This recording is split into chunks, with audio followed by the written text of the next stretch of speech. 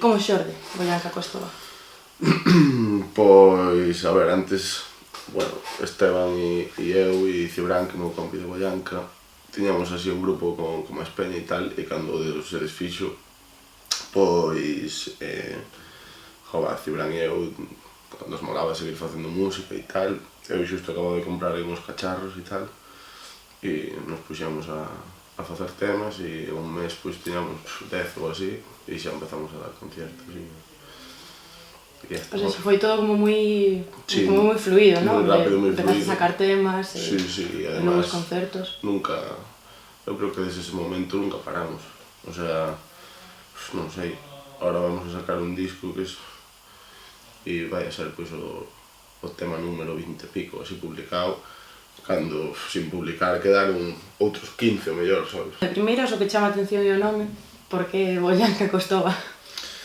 Pois, a ver, é que un día, joder, as primeiras veces estábamos aí pensando como chamarlle e tal, e pois queríamos un nombre aí contundente e que, joder, que enchera a boca e tal, e pois nos ocurriu Boianca Costova, Gravesen, Vertesacker e non sei que máis, e ao final, pois, o máis guai era Boianca Costova e quedou así, joder, aparte, eu que sei, a peña lle fai gracia.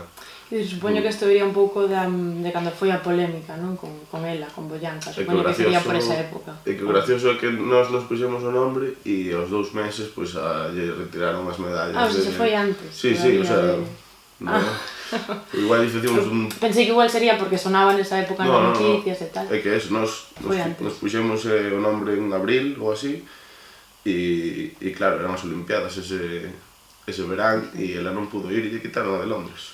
A ver, é que viña de tocar en Madrid e Sevilla con Boianca, sabes? É dicir, a nadie lle importou... Non vos pecha portas. Non, o sea, o que che pecha portas é a túa mente se tú dices, no, es que es en gallego e máis allá de Agudiña non podo salir, sabes? Tú dices, pues bueno, pues tú non sales, eu vou a salir e joder, e a peña lle mola e a peña quere seguir contando con nós e eu en ningún momento digo que galego pague, sabes? Sí. En plan... No, bueno, pero hai quen di que sempre eso, pues que podes quedar reducido que a xeografía de Galiza, que non podes sair fora con música en galego, que non vende. E vos estáis demostrando que non, realmente. Sí, pero... Joder, que se non que imos facer, sabes? O sea, a mí o que me parece... Coño, e o mellor, e o rapero preferido do teu colega Javi de non sei onde Kendrick Lamar e Javi o mellor é de... Pois eu que sei, de unha zona da Ribeira Sacra e non ten un puta idea de inglés, sabes? Joder, pois, si Javi pode, pois, como se di, botar a un lado a movida idiomática e tal, joder, porque non pode un de Madrid e un de Logroño, sabes? Se ademais, eso... Claro, entón, quizás nese caso, vai un pouco ca seguinte pregunta, que ia falar do forte componente rural que hai nas vosas cancións.